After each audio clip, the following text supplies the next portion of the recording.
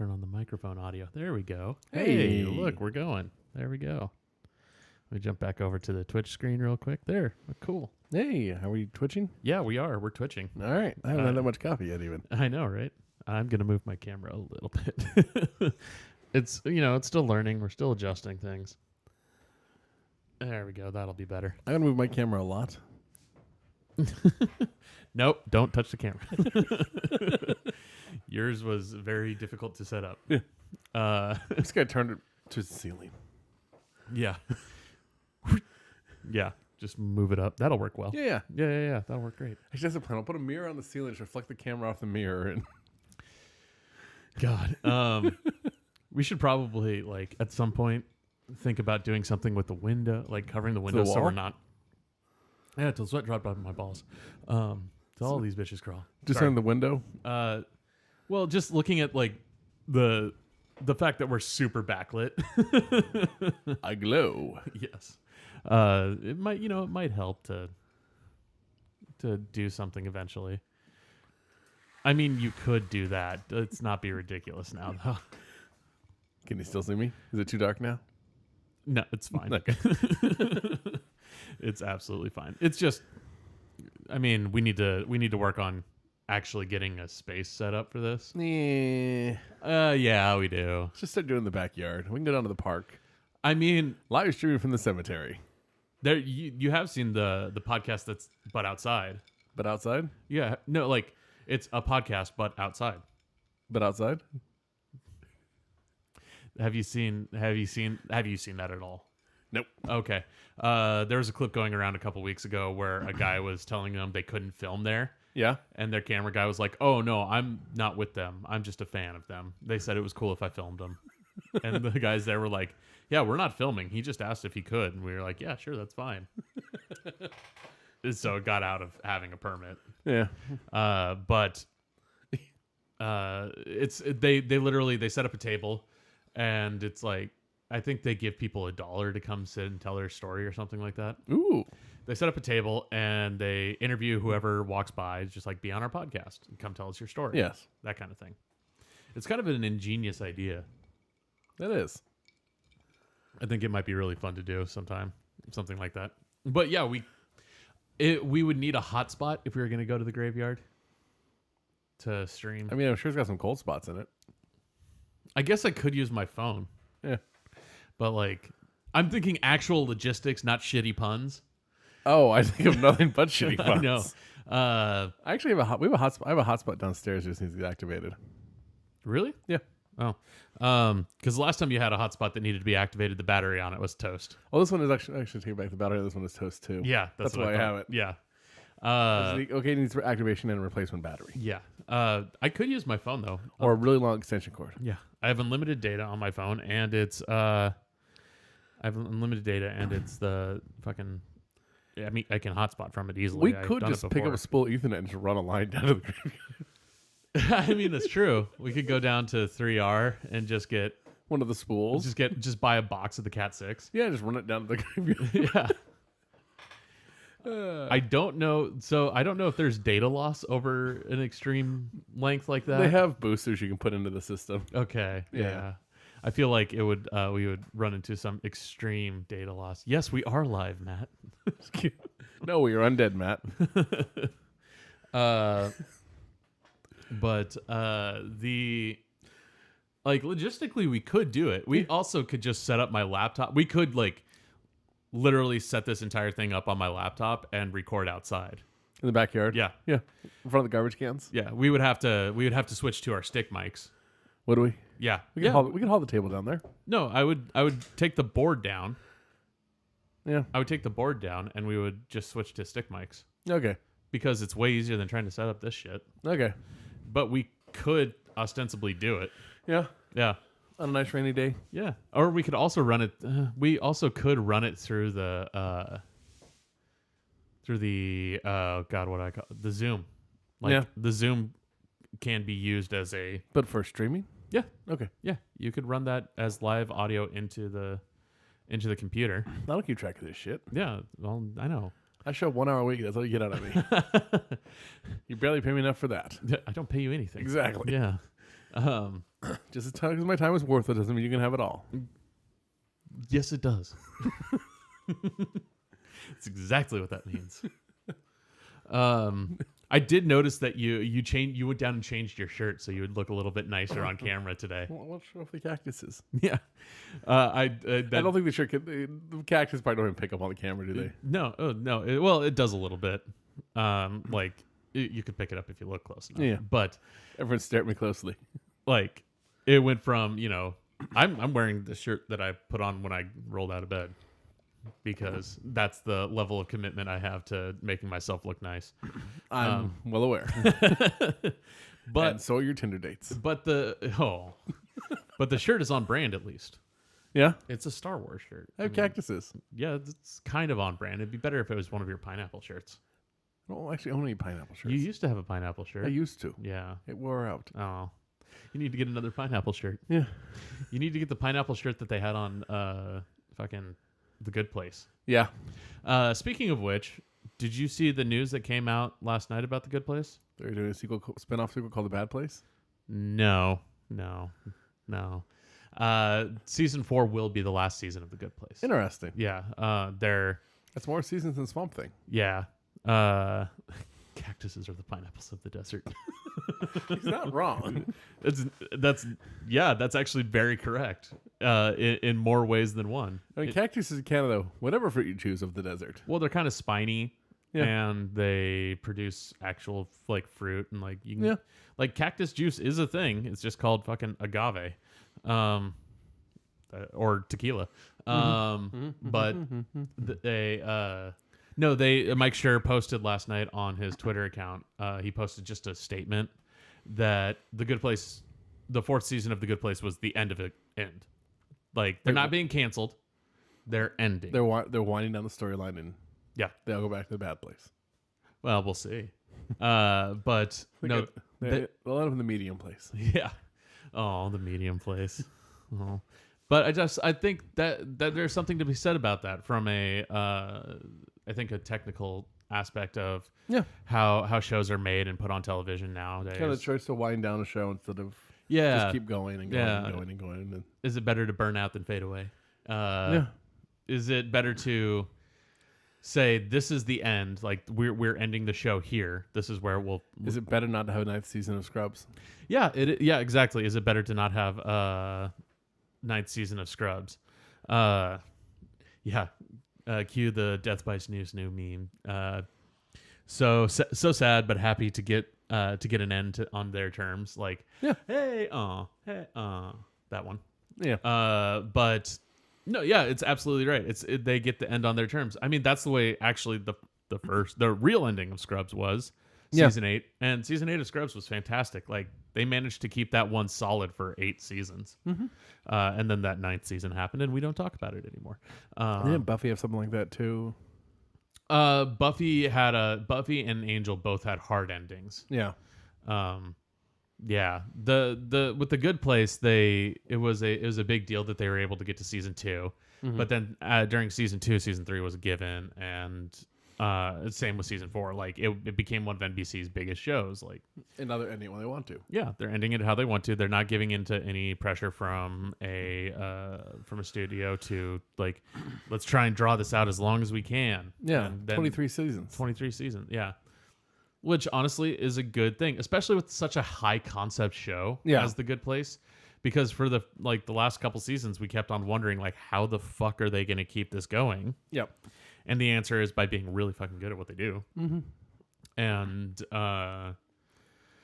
but they managed to somehow keep it all going and keep it all together and keep it all coherent and still good and still entertaining, still well written, and didn't compromise any characters or anything like that. And it's able to, come to an end on its own terms. I mean, there's a couple shows that have done. Crazy Ex-Girlfriend just did that, which is a good thing for The Good Place. Yeah, it is. But like Crazy Ex-Girlfriend just did that. They ended because the show was fucking done. Yeah. It's not a bad trend to start picking up on TV. No, it's not. It's actually it's a very British trend. Yeah, like a very British thing. Like a lot of British shows, they exist and then they're done. Mm-hmm. Like That's the way it is. That's the way it is. That's the way it works. So there's something to go for 50 plus years. Yeah, I mean, there's some Doctor Who is like kind of a special thing, but for the most part. But in a lot of ways, Doctor Who kind of does what it wants, then it ends. And then Doctor Who comes back and does what it wants, then it ends. Yeah, that's actually kind of true too. Yeah. Well, and I think Doctor Who got so wrapped up in the Americanization of it, like people in America liked it. Like even back in the day, people in the United States liked it. That it kind of adopted more of a United States style of continuing the series. Admittedly, the old episodes were half an hour long, and there was 3 to 4 episodes per story. Yeah. So it was different than now, where it's 1 or 2 episodes per story, and they're hour long. Yeah. That was an update that happened when they brought it back. They went from 4-part half-hour episodes to 1 or 2 part hour-long. Maybe episodes. 3 in some of the long ones. Yeah, but not really. Like, and continuing it was probably, I think it was something like 3 or 4 adventures a season. In the UK, on the original ones, and now it's it's usually one overarching. Well, in some story. storylines like Missy, like there's many adventures within the big adventure, and Well, it's like they adopted more of the American style storytelling, which is on stuff like they use it for like Supernatural, where you get your monster of the week. Yeah. You have your monster of the week episodes, and then when you're not in a monster of the week episode, you're moving the greater storyline forward piece by piece. That's kind of how it works. And Doctor Who's done some of that. They've also done the same monster a couple of weeks and no big story arc in some seasons. And Yeah. Well, the older seasons, there was no grand story arc. Well, even in some of the newer reboot stuff. Where every season has had a grand story arc.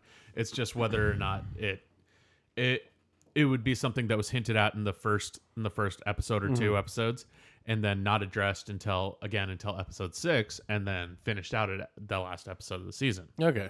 That's what I say about grand story arc. That's the way Supernatural, for the most part, I haven't watched it in the last couple of years, but for the most part handled it over the years, which was they had their big bad coming from the previous season. Like, you had your cliffhanger, you had your big bad, that you either defeated or did not defeat, and then it comes back to the next season. The first episode is okay, how are we picking up and moving on and moving forward from there?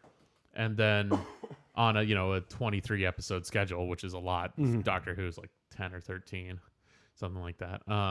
But like on a 23 episode schedule for Supernatural, they would have, that's a lot of episodes, and you can't shove a bunch of extra story into those episodes. And so out of those 23 episodes, 5 or 6 are the big bad grand storyline pieces.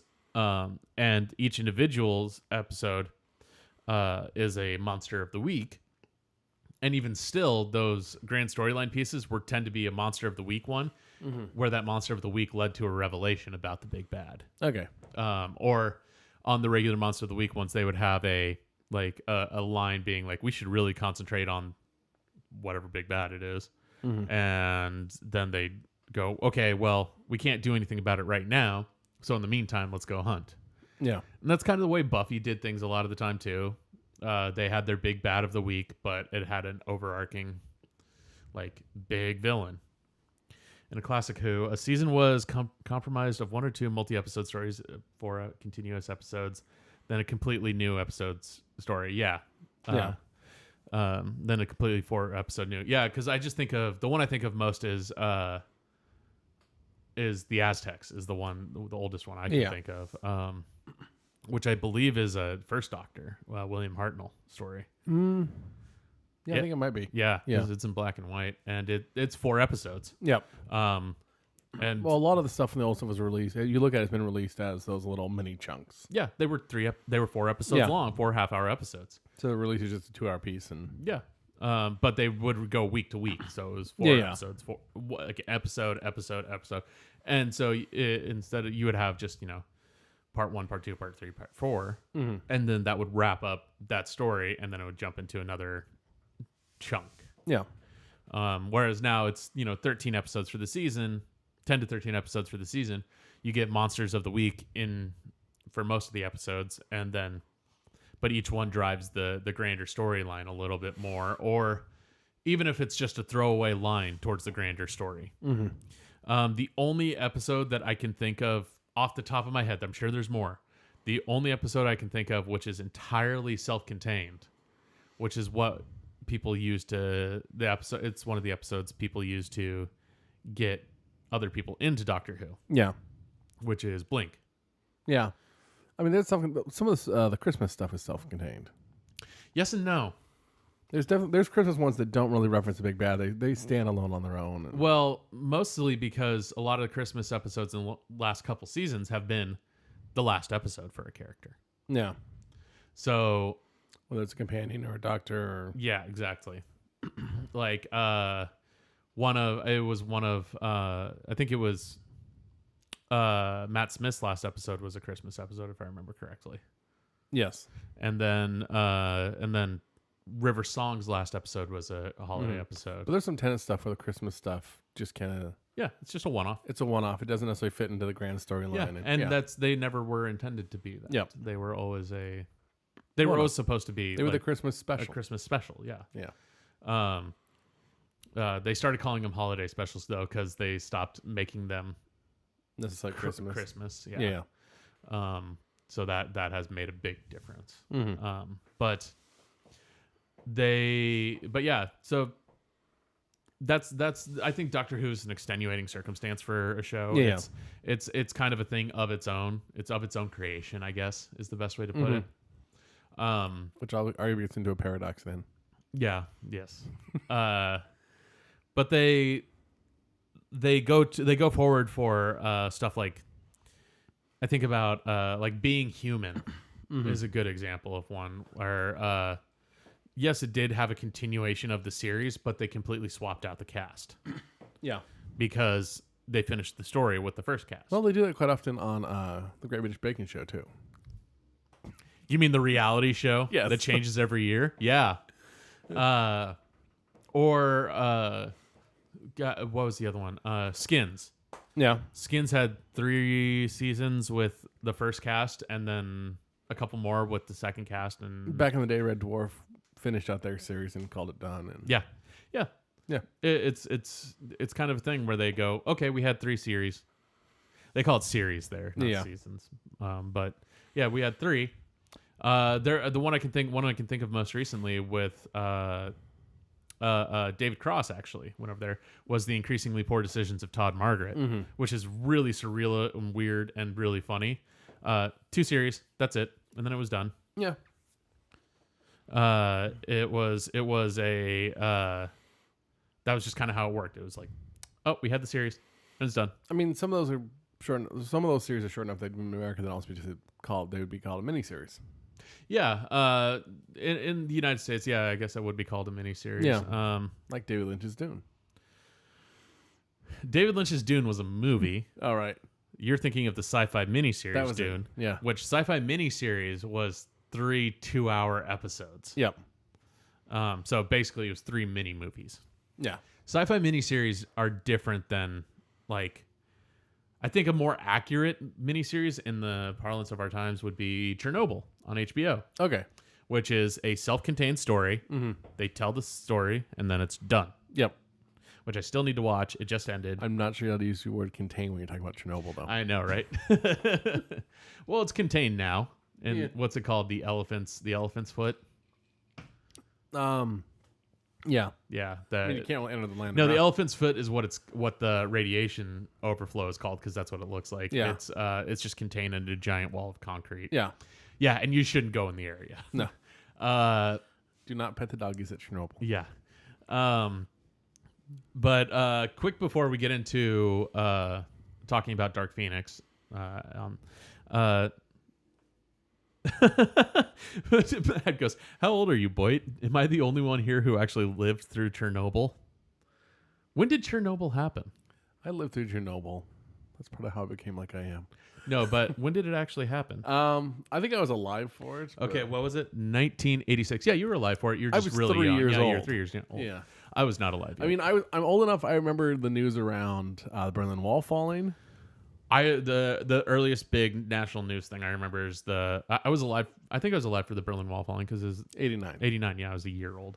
The biggest I was news, in kindergarten. the biggest news thing I remember is the O.J. Simpson trial. Yeah. And the L.A. riots. Yep. That's my thing. But it was interesting here in Europe. Pretty much next door. Yeah. In Germany, you think? Yeah. That's fucking terrifying. That's an interesting question. I'm assuming Matt was in West Germany. I don't know, Matt. Hamburg is what part of Germany? Matt, what's that Germany were you in? Oh, West Germany. Yeah, okay. Yeah, West Germany. But yeah, that's some interesting. That's just generally a bunch of interesting times. Yeah. In, from the Russians like almost destroying the world to Germany really. I mean, that's not the first just time. having some tough times there. Also, not the first time. Yeah. I guess there was the rise of neo-Nazis in the UK. Not the last time. Not the last time, nor the first time. Yeah, it was very interesting. 80s were a very interesting time. Yeah. I only got 2 years of it, but just still dip your toe in it. Dipped my toe in it. But yeah, no, I wanted to talk real quick. Speaking of miniseries, I watched all of Good Omens. Okay. On Amazon. I have not yet. Yeah, which seems odd because it's like literally up your alley. It's a fucking Terry Pratchett and Neil Gaiman In my story. defense, I just took my TV to the recycling place yesterday. That's true because your TV has been broken. Yes. Yes. You still have a laptop. I'm also just not good at watching shit. Yeah. But Good Omens is something that It should be. It's on my yeah. I know that you've read. You said it was what, your first Terry Pratchett book? It was Good Omens. Yeah. Mine was Thud. It's been a weird week. I haven't really watched anything. So. No, well, it's been a busy week. Yeah. Other than Dark Phoenix, but we'll get into that. I haven't watched anything. No, Good Omens. Fucking, it's great. Nice. It's absolutely fantastic. Yeah. There's one part though where David Tennant was walking through the streets, and I was like, "Holy shit, he's turning into Bill Nighy." There's worse things to say about a person. I know. It's just the way, like, his lanky form, the way he carried himself, the way, like, his chin was sticking out, and he had longer, like, wavy hair in the scene, and, like, the glasses that he was wearing, I was like, holy shit, he looks like Bill fucking Nighy. Again, worse things can have happen to people. Oh, absolutely. If David Tennant turns into him in fucking 30 years, you can live with that. I can live with that. That'd be awesome. Yeah. But it was it's great. It's they did a really great job of adapting Terry Pratchett and Neil Gaiman's Every Generation Needs a Bill Nighy. That's true. They did a really great job of adapting the way that Terry Pratchett and Neil Gaiman speak, both in book and just kind of their cadence. Yep. And also their voice overall as creators, as writers. It really does a really good job of capturing that on the whole. Yep. And I think that's in no small part because Neil was working on it, was very much involved. That makes sense. But that. Like, I think of good Neil Gaiman adaptations, like really good ones. American Gods. The first season. I haven't watched the second season. All right. Good Omens. Good Omens, yeah. Stardust. Yeah. And Good Omens is kind of in the vein of feeling a Stardust is. Yeah. Just kind of the how it makes you feel when you watch it, I guess Coraline is a great adaptation. Mm-hmm. But it doesn't have that same kind of fanciful feeling to it. Yeah. But Coraline's fucking fantastic. And Neil and American Gods is a different feeling than this altogether. I'd say this still one a good adaptation. Yeah, it's still a good adaptation. I would say this is closer to the feeling that you get when you're watching Stardust, where it does feel like a magical world. Okay. Even though it's supposed to technically be our world, it's just angels and demons who are working on it. It's magical, our world. Yes, exactly. And it has it's a great cast from start to finish, with everyone from, David Tennant to Michael Sheen to John Hamm is fantastic in it. To Jack Whitehall plays a really great character. Nice. That's not like previous characters. Jack Whitehall's previous characters have very much been like a version of him and his stand-up. Mm-hmm. This is very this character was very much not a typical Jack Whitehall type role, which I really enjoyed. Yeah, Michael Sheen's Aziraphale. I always have to get his name correctly. Aziraphale is absolutely adorable. He believes so wholeheartedly that he wants to like do the good thing and be a good angel. That's what he's supposed to do. Mm-hmm. But also, wine is really good. And have you tried cheese? And oh man, music! I love music. It's so. There's this great little aside about how he learned one dance, and he was like, angels are bad at dancing. Yeah. And how he learned one dance like 70 years ago, and then it quickly went out of style, but he was really good at it. It was really great. Yeah, David Tennant as Crowley is fantastic too. Like, he's a really good anti-hero type character. It's Tennant getting to kind of Tennant. Do you listen to Tennant's podcast? I haven't had Michael Sheen on. It was really good. I don't doubt it. Michael Sheen is absolutely amazing and hilarious. There's a reason that he's married or is with Sarah Silverman. Like they've been together for a while. And he's really like, I've always liked him as an actor. And I felt he was criminally misused in a lot of stuff. Like, I think the first thing I remember seeing him in was he was Lucian in Underworld. That's right. Yeah. Yeah. And then he started getting some. He had a bunch of like bit parts. Like he was a priest he was a like really shitty priest in the beginning of Kingdom of Heaven, who dies in like the first 10 minutes. And I just remember thinking, like, he's a really good actor. Like, he should have been. I wanted him more in that because he's really good, but he was there for like 10 minutes and then he gets killed. But then he did Frost Nixon.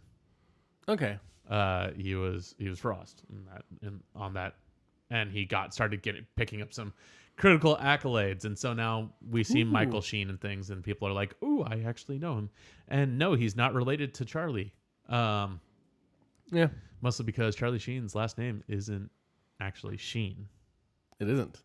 No, it's Douglas. No, it was Estevez. That's it. Yeah, like Emilio. Yeah, Emilio's his brother. Yeah, he was Carlos. Yeah, Carlos Estevez. But yeah, he's really great. I absolutely like. I just felt like I wanted to give him a hug. Oh, and don't forget the masterpiece Tron Legacy.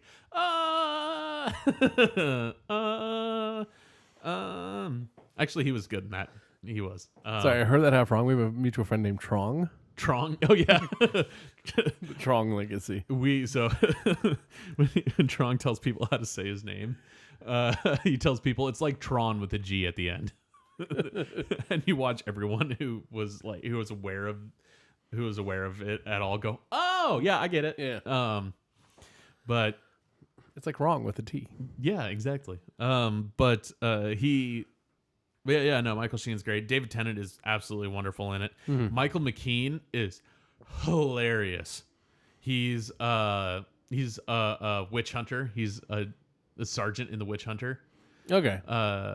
And he is such a fucking doofus, and it is so great. He is basically the crazy man, like yelling on the street corner. At the clouds? No, not at the clouds. But he's so goddamn funny. The end is Bill Nye. The end is Bill Nye. Well, the end is Bill Nye if you don't fucking get your shit together. But they and him and Miranda Richardson have like this great like chemistry on screen together. Nice. They do a really, really, really good job of building out this world that is entirely based around fanciful people and like how it works, and it's just really, really well done. I highly recommend it. Really easy to watch. I think it's only like 6 episodes too, 6 or 7 episodes. It's not long. Well, speaking of really well done, We also went and saw Dark Phoenix this week. Oh, so we were talking about things that were not well done now. Oh, right. We're Yeah. shifting. We're shifting gears from good to, oh, good God. From, good God to, oh, good God. It's true. Hey, It's true. hey. That's a good point. I'll give you that one. Hey. This is Everclear, by the way. No. Maybe Who to puts deal. ice in their Everclear? Listen, man. Sometimes I just don't like it to be pure ethanol, and I like it to be chilled. I mean, that's the thing. I don't think most people bother putting ice in it because you're not drinking it slow enough for the ice to matter. No. If somebody's sipping on Everclear, that person's insane. But I'll have an Everclear and tonic, please. Everclear and tonic. Oh God. Just watch the bartender. Everclear and cola. Actually, I've had that. That's I've not had that that before. bad. That's not bad. But Everclear on the rocks. Dark Phoenix. Boy, what did you think of Dark Phoenix? So I've learned matinees really screw with me. Yeah, we saw it in matinee screening. Yeah, that's about all I can say on the matter. God, it's a fucking mess. It's just a mess. It is. There's no way around it. I in the end go to movies to be entertained. Yes. I was bored. Yeah. Like that's God, the first it's just under 2 hours, I think. There have been movies. And the first 45, 50 minutes of it, I was like, oh my God, just fucking do something. There's been movies you've strongly criticized for being poor, but I enjoyed them because I had fun. Yeah. This was not one of them. Well, here's the thing. I've criticized movies for being dumb. But if it's fun and it delivers what it said it was going to, like, for example, Rampage. Yeah. Rampage is a bad movie. Oh, yeah. It is a bad movie. The Meg. They are bad movies. Did they deliver what they promised and were they fun? Yes. Because they were not Skyscraper. God, yeah, Skyscraper was bad. The Meg was awesome. Yes, it was. It's also super dumb. Yeah. It's very dumb. I love dumb movies that entertain me. Yeah, and they're making a sequel because it did super well in China. Well, we talked about there's a series of books. Yeah, but no, Dark Phoenix is just a goddamn mess. Yeah, it is. It's just the first act is insultingly bad. Like it felt like it was written by an 8-year-old who thinks of what an 8-year-old thinks. Worse than the last Fantastic Four. The last Fantastic Four thought it was higher brow than it was. This one is just. This might be worse than Apocalypse. Oh yeah, it's absolutely worse than Apocalypse. Yeah. The last Fantastic Four had a concept at least. This did not. Debating this between versus Last Stand. This is worse than the Last Stand, hands down. Yeah. Hands down worse than The Last Stand. The Last Stand is a mess of a movie because they just were trying to figure out what was going on. Mm-hmm. But this is the first act. It feels like it was written by an 8-year-old who thinks they know what comic book superheroes. Why, thank you, Mr. President. Yes, we are the best at what we do. We will be there to save the day right away. Yeah, I understand. That's like in the first 20 minutes of the movie. The overall plot has potential. Yes, well, it's one of the greatest X-Men stories ever told. Well, even with the changes they had to make, because you don't have Wolverine all of a sudden. Yeah. They made some interesting choice changes and how they move it along, where it comes from, all this stuff. And it's a good plot. Not in this movie, it ain't. No, the plot is a good plot. Everything the grand story is a good story. Yeah. If you sit down and just explain what happens over the course of the movie, it sounds like a good plot. Yes. If you sit down and watch it, it's fucking garbage. Yeah. It's like a double side built on a nice hill. It's like a double white on a nice hillside. The idea sounds nice. Yeah. It's just a goddamn mess is what it is. Yeah. It really is. It's just a goddamn mess. And it's a big chunk of that is due in part to the fact that both James McAvoy and Jennifer Lawrence are going to be way too expensive to put in movies for much longer. Yeah. And they really oh my God, I knew, so they, over the course of the last couple movies, Jennifer Lawrence's makeup has changed a little bit. Mm-hmm. And she's actively said that I hate doing it. Yeah. And in this one, they put her in as little makeup as possible. Like, even to the point where you remember, like, the way that her ridges were set up before, like on Mystique's ridges on her face. Mm-hmm. It was kind of, built in as part of her skin texture. Yeah. And it was supposed to be very much something that was their original design going, like, they carried over the Rebecca Romijn design to Jennifer Lawrence. Yeah. Because it was supposed to kind of feel like the reason she's able to change it was like almost like a scale flipping kind of thing. Yeah.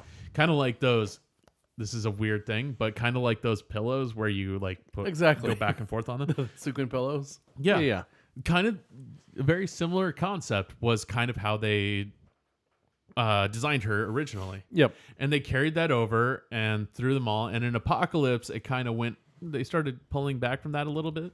In this one, they just painted her face blue, put some contacts in, and stuck some shit to her forehead and called it good. And then any time that they weren't being like X-Men superheroes, she was Jennifer Lawrence. Like one of the biggest philosophy choices here is in the early movies she was using especially changing from First Class. Yeah. Yeah, in First Class I think she's using that as her way to wander around public normally. Yeah, and look like she was she fit in. Even in Days of Future Past. Yeah.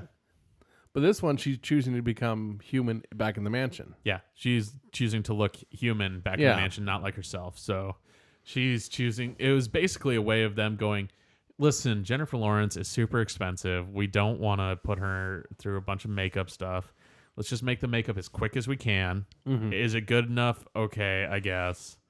And when she's not in her super suit, she's fucking Jennifer Lawrence. Yeah. Like, my guess is the extent of Jennifer Lawrence's shooting was about a week. I mean, they also made it so Beast can transform from human to beast on command. Yeah, where you go back and forth. Because they were like, do you know how fucking good looking Nicholas Hoult is? Yeah. I mean, they could have argued, they could have done something with just a throwaway about taking the serum so much it's stuck. Yeah. They could have just done some throwaway line with that, but why? No. And it's so difficult to watch. So Nicholas Hoult is a good actor and he puts in the work. Yeah, James McAvoy is he's not supposed to be around the same age as the original X-Men. The original X-Men takes place in the near future from just past 2000. This is set in 1992. That being said, James McAvoy and fucking what's his face who plays Magneto. Yeah. And I'm spacing on his name right now because I'm stupid and completely forgot. Thank you, Boyd, for looking that up. Like, they have a lot of aging to do in the next 10 to 15 years. It's Fassbender, Michael Fassbender. Thank you. And Nicholas Hoult turns into Kelsey Grammer. Honestly, I think the easiest one is the girl who plays Storm becoming like Halle Berry-esque. Despite the fact that Halle Berry went from having an accent in the first movie to not by the time they got to the end of that shit. By the time they got to Days of Future Past, Halle Berry no longer has an accent. Yeah. But no, it's kind of just a mess. The first act is throwing. Well, so Jennifer Lawrence and James McAvoy both phone it in pretty fucking hard. Fassbender still puts it forth, and so does Nicholas Hoult. Yeah, like, and Sophie Turner tries her best with what she has. Oh, oof. That's the real worst thing is like the three main characters are the three most boring in this. Phoenix, Mystique, and Xavier. Yeah, they're like McAvoy put in more work into Glass. Yeah, admittedly, Glass is a fucking mess too, but it's not nearly this bad. Glass is at least FX Afternoon worthy. This is not. Yep. This is the Disney going, oh my god, I'm so glad we don't have to make any more of these. So the other things I want to talk about are a little more spoilery. You know what? Like, I'm just gonna go ahead and say this movie is bad enough. We do not recommend you see it. So we're gonna actually unless you have a problem with it, we're going to discuss spoilers on it because it's a fucking mess. So here's your spoiler warning. Okay. My opinion on it, once it comes out on DVD, pieces will show up online. Yeah. Just simply Google Dark Phoenix train fight, and you get everything you need out of the movie. Yeah, yeah. Watch the third act. The third act is a giant fucking train fight, and that's all you need to see. Which you get to see the mutants display their powers, and yeah, even Nightcrawler goes full. Yeah, it's mode. Is it the wrong term in this case? He goes full Nightcrawler. He actually fucks some people up. Like he's actually using his prehensile tail and everything. Yeah. But it's the first act. The first act is a good 30 minutes of fucking exposition and just real garbage about it. And then because she's super expensive, they kill Jennifer Lawrence. Yep. And which everyone, if you watch the trailers at all, you knew was going to happen. They're like, oh, look, there's her talking to Jean, and now they're at a funeral. I wonder what happens in that scene. And then all of a sudden, fucking Jessica Chastain, who another world-class actress who fucking they're like, hey, you know how Dark Phoenix has aliens? Yeah. And you remember how that was kind of confusing? We're going to keep the most confusing part of it and just have them exist here. And now this is the bad guy. Yeah. Is aliens. I mean, going to the very end of the movie, so Xavier's out of the picture, Magneto's out of the picture, Phoenix is out of the picture, Mystique is out of the picture. Yep. They've renamed the school to be the Jean Grey School. Which happens in the comics. Beast is the headmaster. In the comics is Kitty Pryde. Yeah, but like looking at, well, I think they have a reference to Kitty Pryde in one of the early movies that puts the timeline. Kitty Pryde is in X3. All right. And she's in Days of Future Past. Yeah. It's Ellen Page. But she's young. Yeah, she's younger than... They have a reference to her in the first movie and in the first one. They have a reference to Quentin Quire in this one. Yeah. Like he runs down the hallway and Quicksilver tells him to slow down. Oh, that was the other one. Quicksilver. He gets taken out in an early fight so that they don't have to fucking pay for him either. Yeah. Or I'm also guessing any scenes with him are like his slow motion, some pretty serious CG budget. Yeah. Yeah. But so who's left? Did you have Beast, Quicksilver, Nightcrawler? No, Quicksilver's out. No, end of the movie. Oh, end of the movie. Yeah. Because he's now teaching. Yeah, he's a teacher. Nightcrawler, Storm, Cyclops. Yeah. This is a more interesting X-Men team to me now. Like I almost want another movie just to see where this team goes. Well, apparently there was supposed to be like they were gonna when they were starting to make it, they were setting it up for another one. Yeah. And it just didn't first of all, Disney bought Fox, and so they own all this shit and they're gonna shut that shit down. But I'm ready for X-Men that doesn't involve Xavier. Professor Douche in charge. Yeah. Yeah. There's a whole lot of arguing in this movie with Professor Xavier.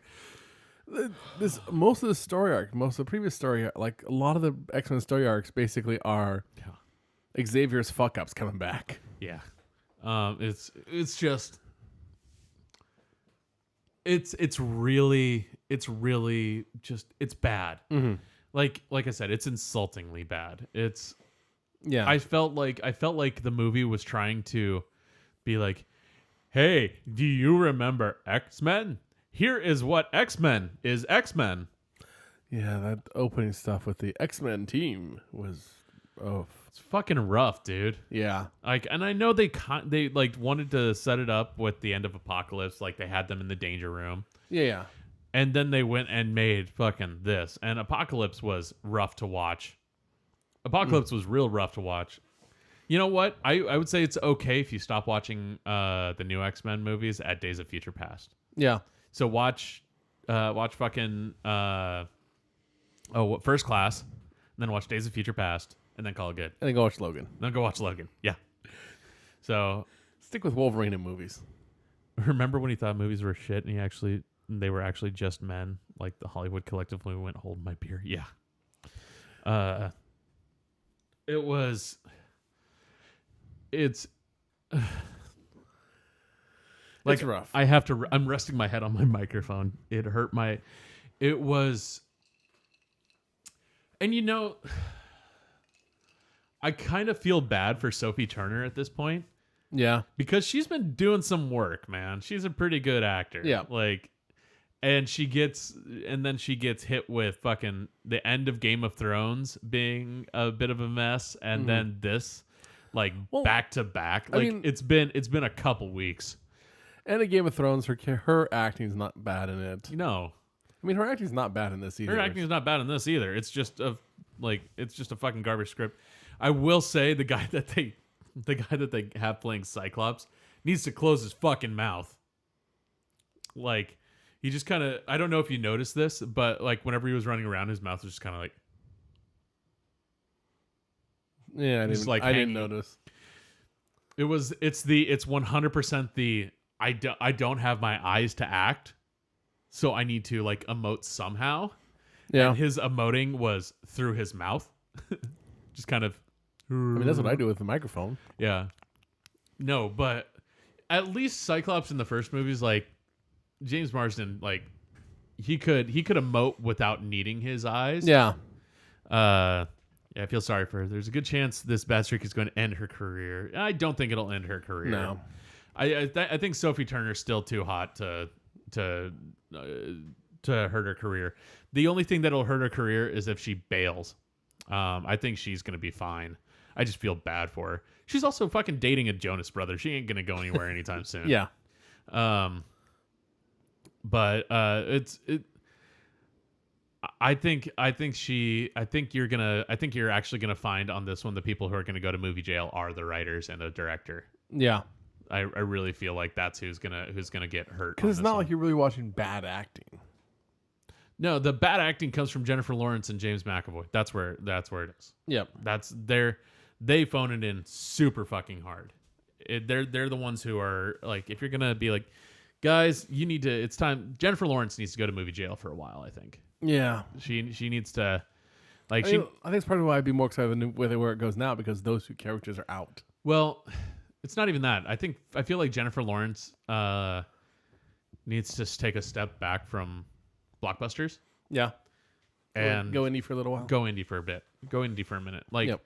If you look at really good Jennifer Lawrence performances, they're in a bunch of indie flicks or things that they're not Hollywood blockbuster shit. Yeah. Like the one she won a fucking Oscar for, Winter's Bone. Mm-hmm. She's also really good in Silver Linings Playbook. Yeah. Movie's okay. It doesn't hold up super well, but I enjoyed it when I saw it. But she's good in it. She puts some work in that one. Yeah. And then you get fucking Hunger Games and X-Men, and it's even Hunger Games she's good in. Yeah, the Hunger Games is one of those ones where it like started super high and then it's kind of yeah. It didn't X-Men though. No, it didn't. They also ended after 3 movies, not 4. Yeah. Well, Hunger Games was 4 movies. I guess it was. Yeah. But no, it never quite to this level. No. Yeah. Well, and Hunger Games was during a time period where they were just like young adult novel of kids overcoming fascist governments. Let's just make a bunch of these movies. It was kind of one of the first ones to do that. It wasn't the first one, but it started a new wave of it. It was the breakout one, and yeah, Hunger Games hit, and then you had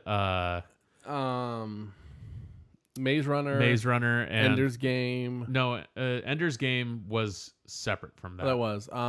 There was a bunch of other just random. There's the one with Number 4. Yeah, or I Am Number 4. Number 4. There's that Whatever one. Happened to Monday. That's not one of them. Oh, but there was a bunch. There's of them the one with that they started making them, and yeah, I didn't watch any of those. Divergent, that's the one. Yeah, that's the one we were thinking of. Divergent, Allegiant. Yeah, and they never finished the. They never finished the third one, if I didn't remember correctly, or if they did, I didn't fucking hear about it. No, they didn't. That was a big deal because they didn't. Yeah, that was kind of the end of that. Yeah, run. Maze Runner they finished. Yeah, last year. Yeah, I never saw any of them. Well, I think Maze Runner, the second, third one, they shot like back to back. Yeah, like with each other. So yeah, I can't say for certain, but yeah, it was an interesting time. But basically, all this to say that I think Jennifer Lawrence needs to take a fucking step back from Hollywood. Thinking of shot at the same time, did you hear about Gwyneth Paltrow and Spider-Man? Yeah, she didn't even realize she was on fucking Jon Favreau's chef show. Yeah, And sitting there talking, he's like, "Yeah, we did that on Spider-Man." She's like, "I was in Spider-Man." She's like, "Yeah, you are." I mean, with the Marvel universe, I can understand the confusion though too. And I 100% believe that when they had her on set to shoot shit for Endgame, Yeah, that she was also was the same time they shot stuff for Spider-Man. yeah, And that's what she. and they probably all had fake titles. So. Yeah, they all had fake titles, so they were just like, "We have her right now, let's do it." Yeah, kind of thing. That was fucking hilarious. It was great. I mean, it really does fit with the how big the Marvel universe is, though. You don't even know what movie you're shooting for anymore. Maybe some of her butt cleansing washed out some of her brain cells as well. No, it's the jade egg she has shoved up her. To be hoo-ha. fair, like, look at the people in Spider-Man. Like, Tom Holland being confused about what movies working on currently too makes sense. You know, Tony's funeral. They told everyone they were at a wedding. Yeah, Like, that's what they told everyone. They're like, "You're at a wedding. Just stand there and which look is solemn." why he's smiling.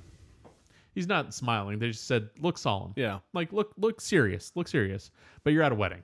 That's where you're at. yeah. It was fucking Tony's funeral.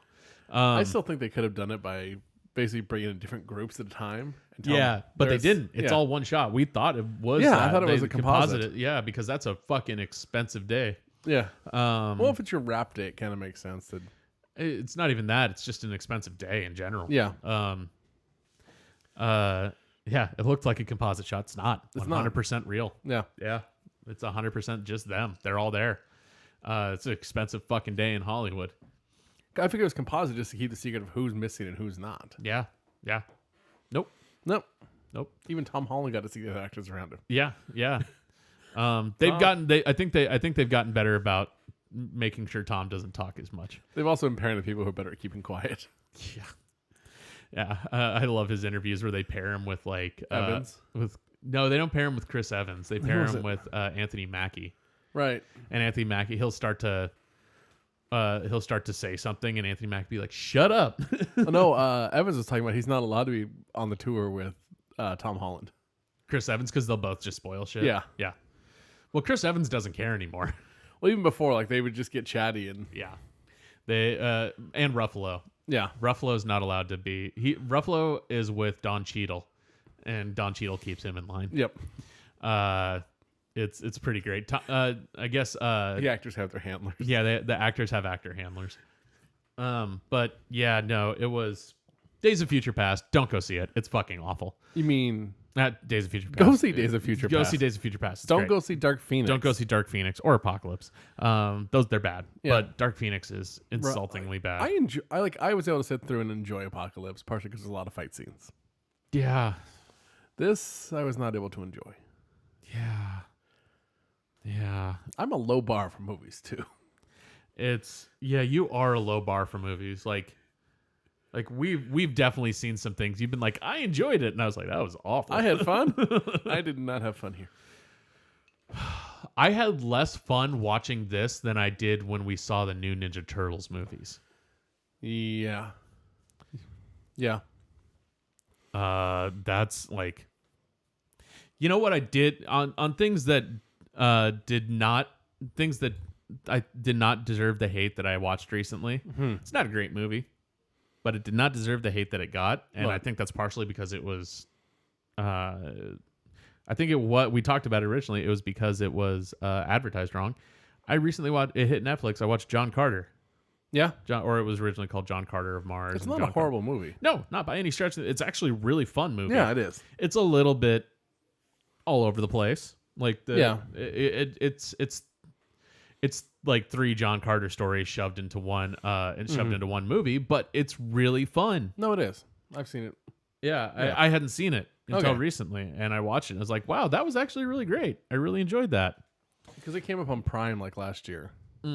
Yeah, it hit Netflix, and I finally watched Yeah. it, and I was like, oh fuck, that movie did not deserve the hate No, that it it did got. It's way better than anybody gave it credit for. It was. I do remember thinking it was advertised poorly because they kept on changing their message, Yeah. and they also changed the title, yeah. and I didn't mean, help. it's not quite as confusing as Live, Die, Repeat. yes. Yeah. Or what was the other title? Live Die. It was I don't know, the fucking Tom Cruise movie. Yeah, because Live Die Repeat was originally the tagline. Yeah, and everyone thought that was the title. That's due to bad graphic design. Yeah. Edge of Tomorrow. Edge of Tomorrow. That's what it was. Yes. And yeah, it was. But yeah, it was. I still haven't watched that one either. I need to. Edge of Tomorrow. Yeah. It got that mass confusion over the title thing. Yeah. It's actually there's other. I mean, the original comic manga. Yeah. the kid's 18. Yeah. Not Tom Cruise. Yeah. Tom Cruise Which is changes some things 18. too, but yeah. overall, it's a good movie. Yeah. Yeah. I need to watch it. I've heard it was really good. I never Yeah. saw it. You know. Yeah. There's a lot of movies that don't deserve the hate that they got. Dark Phoenix does. Dark Phoenix absolutely does. It is. He's 18 in Xenu years. No, he's at least 20 in Xenu years. If you pay more, you can age it down. Oh, you age down. Yeah. Yeah. We did have in my last D&D game, one of our characters she had a wild magic surge. She's a wild magic sorceress, and it de-aged her by 5 years. She went from 40 to 35. I mean, worse things have happened. Yeah, it was because she's a tiefling and she panicked because we were in a church. It was pretty great. Yeah. Ooh. What? Rotten Tomatoes. 22% last time I saw. Audience score is 65. Yeah. Tomato meter is 22. Yeah. 65 is generous. Yeah. It's pretty fucking bad. Yep. It's some hot fucking garbage. I feel like 65, how many is that as pre-reviews and whatnot? And Yeah. And, just a bunch of people who are... Rotten Tomatoes has changed their algorithm, though, and they've changed it so you have to certify your account before you can leave a review. You can't just... That's good. You can't bot spam it anymore. Yeah. Because they're like, hey, it seems like they're trying to tank these movies for some reason. Yeah. After Captain Marvel and Wonder Woman both got bot spammed to the hell. Mm-hmm. Yeah, forget about the audience score. Yeah. Yeah. I don't even look at the audience score anymore. It was the two numbers are right next to each other. Yeah. It was hard not to. The critic score, we talked about this briefly because I saw one review. I watched Booksmart go from 100% to like 90 some odd percent. It was like watching Get Out go from 100% to 99% because there's that one asshole who's just like, I have to give it a negative review because everyone's giving it a positive Some old white dude. Yeah. For Booksmart, it was some old white dude, I think it's from New York Post or something like that, who was like, all of these characters are dumb. And I was like, it's because they're like teenagers, dude. And they're making teenager decisions. He's like, all of their decisions are dumb, immature decisions. Who would think like this? It's like, teenagers. Fucking teenagers. He's like, all of the characters are very one-sided. And I'm like, no, they're... Just because you were dealing with the bubonic plague while you were a teenager. Yeah, yeah. Just because you're old as fuck don't understand it doesn't mean it's not good. And that's kind of the way it was. I've seen movies with old folks making bad decisions too. So. Yeah. That's actually what most movies are. Bad decisions are people making bad decisions, and that's how a story starts. Bad decisions across all generations. At 25% to the critic score, and it's usually pretty reliable. Yeah, Dark Phoenix needs to drop about 10%. On the critic score? Yeah. What was the one? Norm of the North was at 0% for the longest time, and then finally somebody gave it a positive review, and it went to like 6% or something. It's not the lowest rated anymore, I don't think. No. I think the lowest rated score is that Kirk Cameron movie. Yeah, where they tried to get everyone to... The anti-Christians are going to attack this movie. You need to go rate it positive now before it's out. Yeah, that one. Oh, man. Remember when Growing Pains was a thing? Things that have been consistently, yeah. Oh, there's a list of movies. Yeah, they have 0%. They have a list of 0% movies. There's a number of them. I think some of them are fairly recent too. There's a couple 2018, a couple 2017. I'm looking to see if I recognize any of them. Cabin Fever. The remake of Cabin Fever. 2016 version. Yeah, that's the remake of the Eli Roth one, which is not great in the first place. Super Babies Baby Geniuses 2. Yeah. Yeah, we don't need to go through the list. Oh, I actually remember watching this one. Ballistic, X versus Sever. Oh god, that movie's so bad.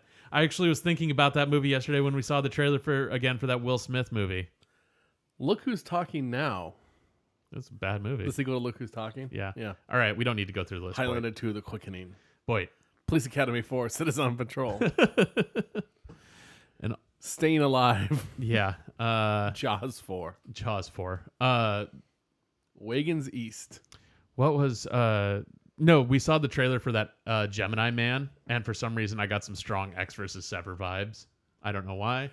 When it's actually closer to the one in terms of the vibes it should be giving What's off. the one where what the hell's his name? Die Hard. Bruce Willis? Bruce Willis faces off against younger Looper? Looper. Yeah.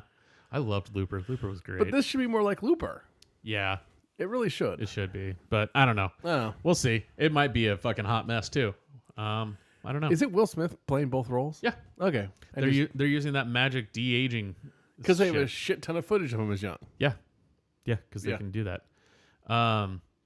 That being said, we're at the end for our week. Are we? Yes. Just real quick, I do want to thank everyone who reached out and gave their condolences last week. Yeah, that's nice of them. It was very nice. I really appreciate it. But let's see, moving forward, next week we are back to review. What are we reviewing next week? We skipped Godzilla because of life shit. Oh yeah, next week is Mission Impossible. Wait, Not what? Mission Impossible, Men in Black. I saw MIB.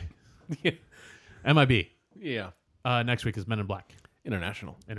So we'll see if Chris Hemsworth and Tessa Thompson can bring it back. Bring back the Ragnarok good feels for Yeah. the Men in Black movie. But yeah, that's it for this week. So Is it? yeah, All all right. right. Bye, kids. Bye, kids. Oh God, I have to open the right app. There it is. All right, bye, kids.